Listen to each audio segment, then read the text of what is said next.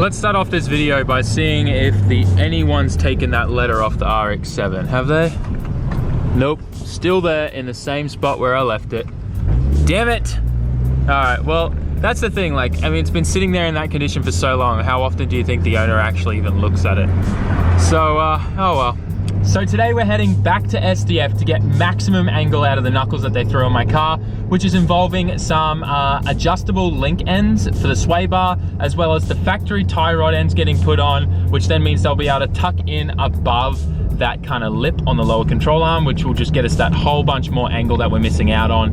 And then obviously fixing the alignment and things like that, and probably some wheel spaces as well to get those out a bit wider away from the hubs so they clear everything. But otherwise, that's pretty much it. We're heading there now. Let's get there, check out some cool cars and see what they've got going on.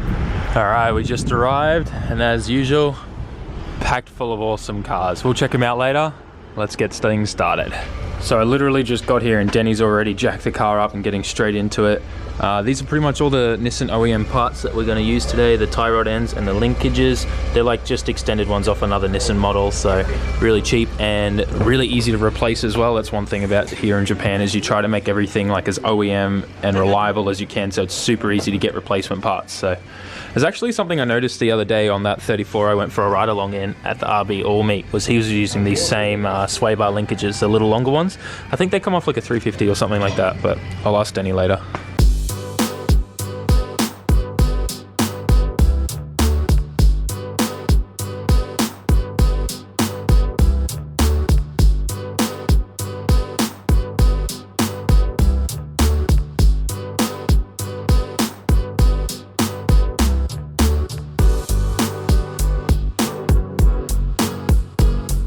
There we go, Denny's taking her out for a quick test drive, but she's definitely got more angle now. Really keen to try that out at the track, looks fun. And there's this RB26 swapped HR34 on the dyno that's getting set up at the moment. Used to have an RB20DE in it, now they've swapped in a 26 motor from either a 33 or a 34, I can't tell. But it's pretty cool. 26 and a 4-door. I love that. Okay, so on Denny's test drive, he found a clunking noise on the left-hand side, so he's going to jack it back up and try and figure out what that is. It could also be that one of my pillow balls is damaged and broken in my D-Max caster arm, the tension rod there, so we need to figure out what's going on there. But perfect time for ASMR coffee time. We're going to get a hot fire coffee. Let's go this bad boy. Yeah, that's right. I already pre-prepared and put the money in, so I didn't have to fool around with one hand. But you guys ready for this? Yeah, boy.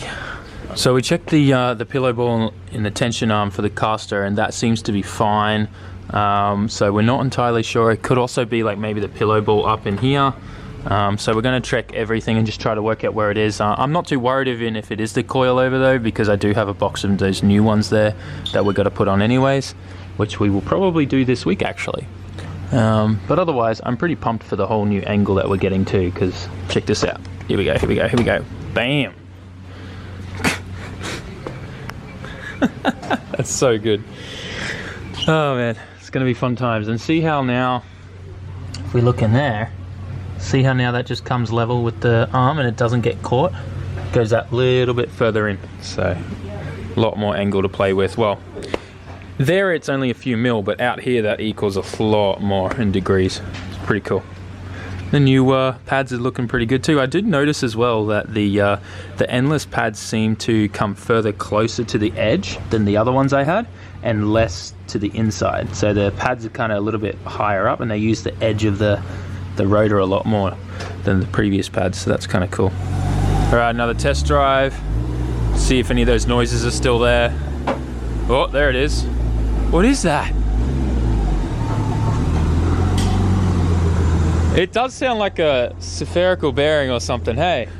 Okay, so we figured out that noise, and it's pretty hard to show, but if you have a look up and in there, the top arm, this thing here, it's the bushes. The bushes at the rear are both stuffed on both sides. So what's happening is when you're putting your foot on the brake while turning, the arm's actually moving a little bit inside the, I guess like the bracket on the chassis there. So yeah, like you can kind of see it from here. You can see like a marking in there. It's hard to see on camera, but it's been sliding forward and hitting the brackets. So what we're gonna do is we're gonna replace those with some Cusco ones. So there's only really 2 brands in Japan for front arms that you can get that past shuck in. That's Cusco and IKEA formula, but it has to come with the paperwork. So we'll have to get some Cusco ones in there, some brand newies, which will be like 300 bucks or so. And they'll also give me some adjustability for some camber adjustment too, which will be really good. And it'll fix that noise issue, that clunking that I've been having in the front as well. But otherwise, alignment's all sorted. The rear end zeroed out perfectly. Car feels great on the road. So I can't wait to go to that track day later on this month. Just like next week, it's like a week away. So really keen. But for now, I'm gonna go inside, hang out with Denny for a bit, and then we'll wrap it up from there, I guess. We're all good to leave now, boys. Way too keen to drive this thing home. Gotta get some gas though, because she's definitely running on empty, this thing. Look at that. Nearly ready for the light, I'd say. But also, this weather is about to take a massive turn to the worse. It's supposed to be like massive downpour and thunderstorms, so we definitely need to bust a move and get home before all of that, because I do not want to be caught in traffic, because everyone knows that the moment it starts raining, everyone just forgets how to drive and they crash everywhere and traffic turns into a nightmare. So we're gonna get home as soon as we can, but yo, there's some cool old cars in there. We need to go and have a look in there and work out who owns that yard, because there's some really cool classics in there. Yo, that's cool. All right, anyways, let's get to it. All right, so I haven't come across a gas station on my side of the road yet, and things are getting a bit more sketchy. The fuel light's on now. She's really running empty. Oh boy, got some serious anxiety right now. Let's hope I can find a gas station soon. Thank God I made it to the gas station. We're all good now. Filled her all the way up. It was like, needed like 60 liters, man. I was right on the borderline of this thing running out of gas. Good times. All right, let's head.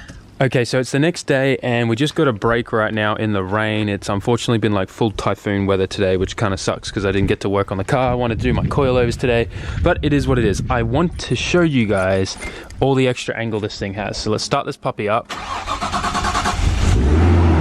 Get the wheel on and I'll reef it over so that you guys can see just how much extra angle compared to like what we previously had when we first added the angle kit, right? I think we might be hitting the wall on the other side. Let me check. Still got way more than that, obviously. Yeah, we're gonna hit that. So let me jump in and quickly move the car a bit away from there. I'll move it forward, actually. That'll be the easiest solution, and then we'll reef on it then. So I just went ahead and ended up jacking up the car because it was gonna be way more easy to show you full angle like this.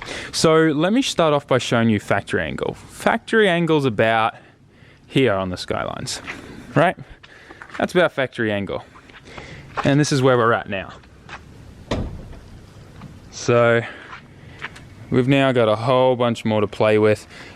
We do have a slight little issue here where when it's at full lock and on force, it does rub on the inside of the rim, on the coilover, I think it is.